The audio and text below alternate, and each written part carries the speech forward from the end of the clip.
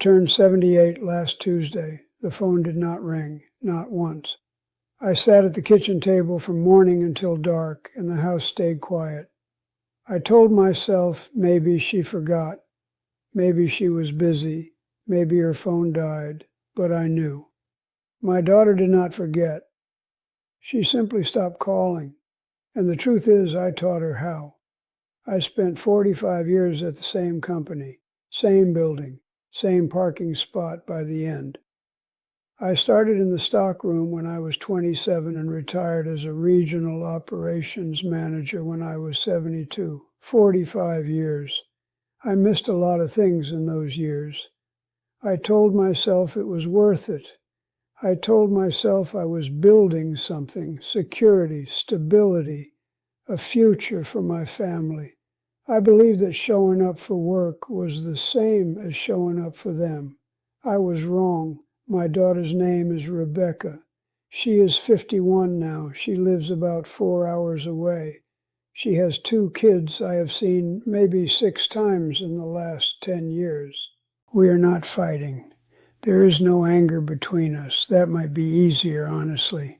Anger has heat. It moves. It wants something. What we have is just silence, and I built it myself, one small absence at a time. When I was young, I believed a man proved his love by working hard. My father believed the same. He worked at a lumber mill until his back gave out. He never told us he loved us, not with words, but he came home tired every night, and that was supposed to be enough. I thought I was doing better than him. I had a white-collar job. I wore a tie. I came home to a nicer house. I put my daughter in good schools. I paid for her braces, her summer camps, her college. I thought I was giving her everything, but I was not giving her me. Rebecca was born in the spring of 1974. I remember the hospital, the way she looked so small and serious. I held her, and I made a silent promise. I said I would give her a good life. I meant it. I just did not understand what a good life required. When she was 5, she started asking me to read to her before bed. I did it when I could. But most nights I came home late. Her mother handled bedtime. I would peek into a room sometimes, see her already asleep, and tell myself there was always tomorrow. There was always tomorrow. That became the theme of everything. When she was 8, she had a piano recital at her school. I told her I would be there. I meant it.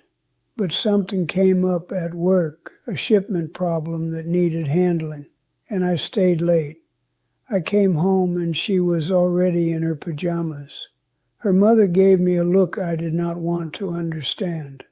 Rebecca did not say anything. She just went to bed. I told myself I would make it up to her. When she was 12, she stopped asking me to come to things. She would just tell her mother, and her mother would tell me later, and I would nod and say that was nice. I did not notice the shift. She had learned not to expect me. High school came. She got involved in drama in student council. She had friends I never met, boyfriends I only heard about after they were already gone. I would ask her how school was, and she would say, fine. I would ask what she was up to, and she would say, nothing much. We lived in the same house, but we had already started drifting. I told myself it was just teenage stuff. I told myself she would come back around when she got older. I kept working. There was always a reason, a promotion, a project, a deadline, a conference, a flight, a meeting that could not be moved. The company needed me. I believed that. I felt important there. I had a title. I had people who listened to me in rooms with long tables and coffee that someone else made. At home, I was just a man who was tired and quiet. Rebecca graduated high school. I was there for that, at least. I sat in the bleachers with her mother, and I clapped when her name was called. But I did not know who she had become. She went to college 3 states away. I helped her move in. I carried boxes. I set up her desk. I handed her an envelope with some money inside and told her to be careful. She hugged me and I felt how brief it was. I flew home that night because I had a Monday meeting. She called sometimes during college. Mostly she called her mother. I would hear them talking in the other room, laughing about things I did not understand. When I got on the phone, we ran out of things to say after a minute or two. I told myself that was just how fathers and daughters were. She graduated, got a job, moved to another city, met a man, got married. I walked her down the aisle. I remember her arm in mine, the music playing, the faces turning toward us. I remember thinking I should feel something bigger than I did. But I felt like a guest in her life. I gave a toast at the reception. I said I was proud of her. I talked about how fast time goes by. I meant the words, but even as I said them, I felt how thin they were. After the wedding, I went back to work. She went back to her life. Years passed. She had her first child. I visited once when the baby was new. I stayed 2 nights. I held my granddaughter, and I did not know what to say. Rebecca looked tired. She looked like she needed someone to help. But I did not know how to be that person. I went home. I told myself I would visit more. I did not. She had a second child a few years later. I sent a gift. I called to say congratulations. The call lasted 3 minutes. I was still working then, still busy, still telling myself that retirement was coming and I would have time. Retirement came. I was 72. They gave me a watch. They gave me a cake. They gave me a plaque that said 45 years of dedicated service. I came home that last day and sat in my chair. My wife had passed 2 years earlier. Heart failure, quick. I sat alone. I thought about calling Rebecca, but I did not know what I would say. A week passed, then a month. I watched the news.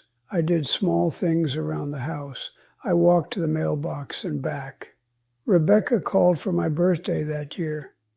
We talked for 10 minutes. She said the kids were doing well. She said work was busy. I said that was good. We hung up. The next year, the call was shorter, 5 minutes maybe. The year after that, she sent a text. This year, nothing. I sat at the kitchen table last Tuesday, and I understood something I had been avoiding for years. My daughter did not leave me suddenly. She left slowly, quietly, piece by piece. And every time she pulled back a little, I did not notice, or I noticed and told myself it was fine, that she was just busy, that we would reconnect later. Later never came. I think about the things I missed, the recitals, the school plays, the Sunday mornings when she probably wanted to tell me something, but I was reading the paper or watching the news. I think about the time she called during college and I handed the phone to her mother after 2 minutes because I did not know how to keep the conversation going. I think about her wedding day, how I walked beside her but did not know her. I think about the look in her eyes when I left after seeing her first baby. She did not ask me to stay longer. She knew I would not. She had learned not to ask me for things. I taught her that. Every missed moment, every postponed visit, every call I ended early because I was tired. I taught her that I was not available, and eventually she believed me. Now I have time, all the time I kept saying I would have. I have mornings with nothing in them. I have afternoons that stretch out long and silent. I have a phone that does not ring. I called her last month.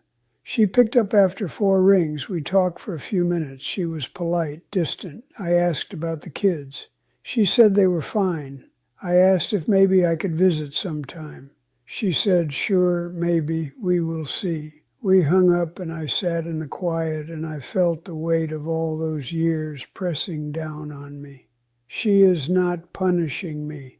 That is what I have come to understand. She is not angry. She is just living without me, because that is what I prepared her for. I showed her over and over that I would not be there, and she adjusted. She found other people to rely on. She built her life around the space I left. Now I am outside of it. I do not know if there is a way back. Maybe there is. Maybe if I keep calling, keep trying, maybe something can still grow. But I am 78. I am tired. And I do not know if I have the years left to rebuild what took decades to break. Some days I sit in the living room and I look at the photos on the wall. Rebecca as a baby, Rebecca at her graduation, Rebecca on her wedding day. She is smiling in all of them. I try to remember if I was there when those photos were taken. Some of them I was, some of them I was not. It all blurs together now. I used to think the worst thing would be to fail at my job, to lose my position, to not provide. I was afraid of the wrong thing. The company moved on without me in about a week. They sent a card when I retired. A few people called the first month, then nothing. 45 years and I'm already forgotten there.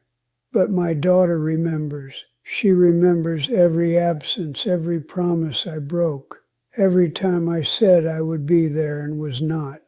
She remembers what it felt like to stop expecting me, and now she has stopped. I'm not telling anyone what to do. I'm not saying I have answers. I only know what I did. I know that I traded presence for provision. I traded being there for being busy. I told myself love was about sacrifice, and I sacrificed the wrong things. Now my house is quiet. The phone sits on the counter, and it does not ring. I sit in my chair, and I look out the window, and I think about a little girl who used to ask me to read to her before bed. I should have read to her. I should have read to her every single night. If you are still here, thank you for listening. That is all I have.